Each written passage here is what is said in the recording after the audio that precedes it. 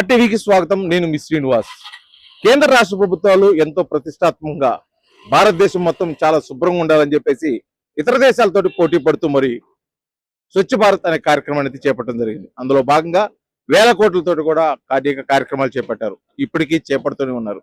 అందులో భాగంగా ఇక్కడ మనం విజువల్స్ లోనే చూస్తున్నాం. ఈ బస్ స్టేషన్ పరిశుభ్రంగా ఉంచుదాం, ఈ పరిసరాలు పరిశుభ్రంగా ఉంచడం మన అందరి బాధ్యత.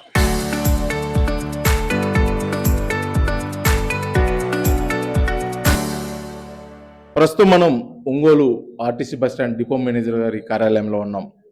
మనం వెనక విజువల్స్ చూస్తున్నాం.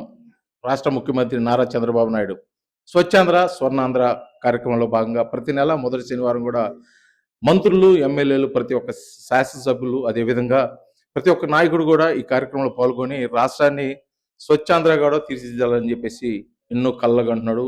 ఆ విధంగా ప్రయత్నాలు కూడా చేస్తున్నారు. కానీ ఇక్కడ జరుగుతున్న తీరు వేరు. అసలు ఈ ఆర్టీసీ బస్ స్టాండ్లో జరుగుతున్న ఈ అపరిశుభ్రమైన కార్యక్రమాలకి చెక్ పెట్టే విధంగా అంటే డిపో యాజమాన్యం, అదేవిధంగా సిబ్బంది, ముఖ్యంగా డిపో మేనేజర్గా చంద్రశేఖర్ గారు అసలు ఎటువంటి ప్రయత్నాలు చేస్తున్నారు, వారిపై ఎటువంటి చర్యలు తీసుకునే దానికి కూడా వారికి అవకాశాలు ఉన్నాయి. వారు మాట్లాడి తీసుకునే ప్రయత్నం చేద్దాం. సార్ నమస్తే. ముఖ్యంగా రాష్ట్ర వ్యాప్తంగా కూడా స్వచ్ఛాంధ్ర, స్వచ్ఛ భారత్, అదేవిధంగా స్వర్ణాంధ్ర కార్యక్రమానికి భారీ స్థాయిలో కూడా ప్రమోషన్స్ చేస్తున్నారు, అదేవిధంగా ప్రయత్నాలు కూడా చేస్తున్నారు. కానీ ఒంగోలు ఆర్టీసీ బస్ స్టాండ్ పరిస్థితి చూస్తే దానికి భిన్నంగా కనిపిస్తుంది. అది మీ దృష్టికి వచ్చిందా? అసలుకి ఆ ప్రయత్నం ఆపేదాని కోసం, అంటే బహిరంగ మూత్ర విసర్జన చేస్తున్న వారిని అరికట్టేదాని కోసం ముఖ్యంగా డిపో మేనేజర్కి ఎటువంటి చర్యలు తీసుకున్నారు? గతంలో నేను డిపో మేనేజర్గా రాకపోవడం ఈ ఓపెన్ టాయిలెట్స్ ఉండేవి. ఈ ఓపెన్ యూరినల్స్లో ఏంటంటే పబ్లిక్ పర్టికులర్గా ఆ ప్లేస్ని వాడుకోకుండా బయట కూడా యూరినేషన్ చేయటం లాంటి సమస్యల వల్ల మేము దాన్ని గమనించిన తర్వాత మా కలెక్టర్ గారు, మున్సిపల్ కమిషనర్ గారు, మా డిప్యూటీఓ గారు వీరి సలహాపై ఏం చేసామంటే ఓపెన్ యూరినల్స్ని ఇంజనీరింగ్ సెక్షన్ వారి సాయంతో పూర్తిగా డెస్ట్రాయ్ చేయడం జరిగింది. ఆ స్థానంలో ఈ కాలువని బ్లాక్ చేసి పైన మనకి ఈజీగా ఈ బండరాలు పెట్టడం జరిగింది. పెట్టిన తర్వాత అయినా కూడా అదేవిధంగా ఒక మైక్ను ఒక మనిషిని ఏర్పాటు చేసి 2 షిఫ్ట్లు పెట్టి అక్కడ యూరినేషన్ చేయొద్దండి, యూరినేషన్ కోసం ప్రత్యేకంగా ప్లాట్ఫామ్స్ ఉన్నాయి. ఒకటి ఈ 28 ప్లాట్ఫామ్ల దగ్గర టాయిలెట్స్ ఏర్పాటు చేయడం జరిగింది.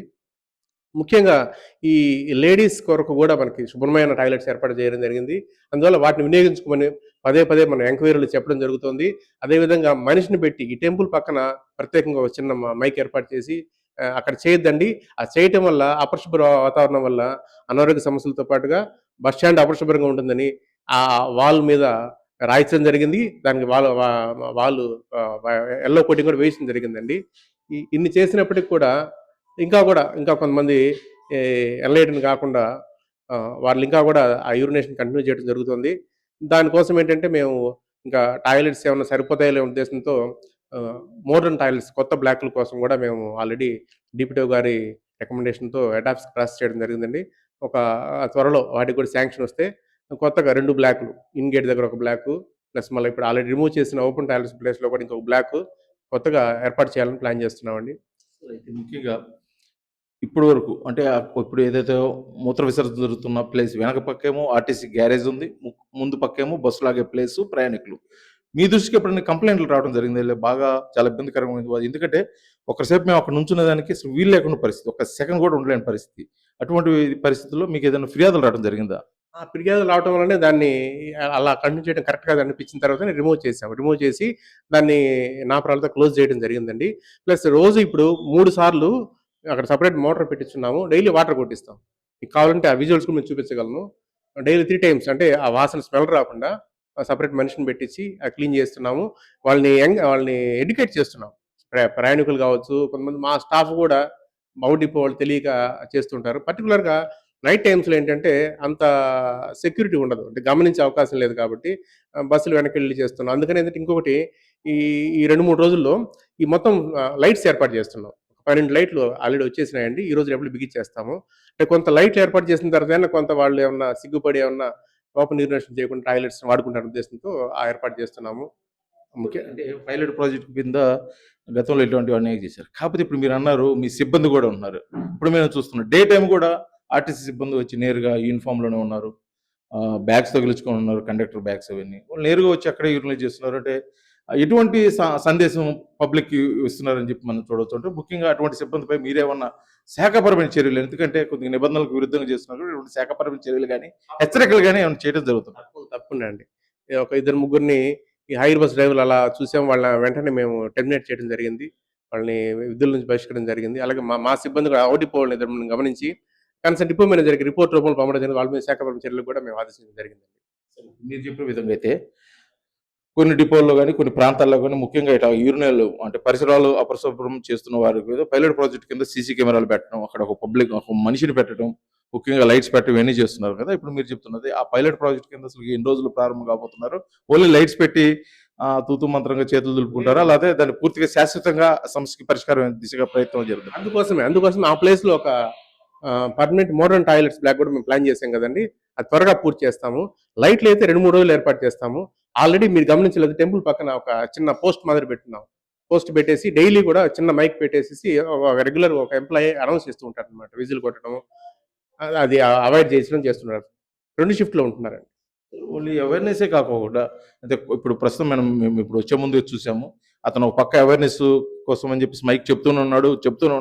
అయినా కూడా వెళ్లి పబ్లిక్ ఎవరిని అతను పట్టించుకోకుండా వెళ్లి యూరినల్ చేస్తున్న పరిస్థితి. వాళ్ళ మీద ఏదైనా కఠిన చర్యలు తీసుకుంటే గాని సమస్య శాశ్వత పరిష్కారం కాదని చెప్పేసి ఒక మా సూచన. అందులో భాగంగా ఏదన్నా శాశ్వతంగా కొంత స్టాఫ్‌ని పెట్టి అంటే సెక్యూరిటీ గార్డ్, హోమ్ గార్డ్స్‌ని లాగా కొంతమందిని పెట్టేసి ఏదైనా ఫైన్‌లు వేయటం గాని, సమస్యకి పరిష్కారం దిశగా ప్రయాణిస్తే బాగుంటదని చెప్పేసి మా ఉద్దేశం. మీరేమనుకుంటున్నారు?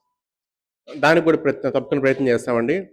ఎందుకంటే ప్రస్తుతం ఉన్న సిబ్బంది కొరత వల్ల ఇబ్బంది అయినా ఎనీవే ఏదేమైనప్పుడు కూడా మేము ఖచ్చితంగా హోమ్ గార్డ్‌ని ఏర్పరిచి మీరు చెప్పినట్లుగానే ఆల్రెడీ ఏదంటే ఈ పార్కింగ్ మీద పోలీస్ వారితో కలిసి ఈ రాంగ్ పార్కింగ్ వెహికల్స్ తీసుకెళ్ళడం జరుగుతుంది. ఇందులో కూడా ఏందంటే కొంత పోలీస్ వారి సహకారంతో మేము దాన్ని ఖచ్చితంగా నిర్మూలించే ప్రయత్నం చేస్తామండి. ఇది మొత్తానికి రాష్ట్ర, కేంద్ర ప్రభుత్వాలు చేపడుతున్నటువంటి స్వచ్ఛాంధ్ర, స్వచ్ఛ భారత్, అదేవిధంగా స్వర్ణాంధ్ర కార్యక్రమంలో భాగంగా ఎక్కడైనా పరిసరాలు శుభ్రంగా ఉంటేనే అక్కడ అభివృద్ధి జరుగుతుందన్న ఒక ఉద్దేశంతో చేస్తున్న ఈ ప్రయత్నంలో భాగంగా ఆర్టీసీలో జరుగుతున్న ఈ తీరుకు కూడా డిపో మేనేజర్ చంద్రశేఖర్ గారు అయితే స్పందిస్తున్నారు. దీనికి ఇప్పటికే కొన్ని ప్రయత్నాలు కూడా జరుగుతున్నాయి. రాబోయే రోజుల్లో శాశ్వతంగా ఈ సమస్యకి పరిష్కారంగా తీసుకొచ్చేసి స్వచ్ఛమైన ఆర్టీసీ డిపోనైతే త్వరలో చూడబోతారని చెప్పేసి కూడా అతను హామీ తెలియజేస్తున్న పరిస్థితి అయితే ఒంగోలు డిపో నుంచి కనిపిస్తుంది. ఇది అధికారుల ప్రయత్నమే కాదు, పబ్లిక్ కూడా కొంత అవేర్‌నెస్ కలిగి ఉండాలి. పబ్లిక్ కూడా దీనిపై కొంత అవగాహన కలిగి ఉండాలి. ఇది మనది, ఈ పరిసరాలంతా శుభ్రంగా ఉంచుకోవాలని ఒక ఆలోచన ఉంటే తప్పితే ఇది ముందుకు పోని పరిస్థితి కాబట్టి ప్రతి ఒక్కరు కూడా ఆలోచించాలని చెప్పేసి ఆర్టీవీ తరఫున కోరుకుంటూ, వీడియో జర్నలిస్ట్ లక్ష్మణ్‌తో శ్రీనివాస్, ఆర్టీవీ, ఒంగోలు, ప్రకాశం జిల్లా.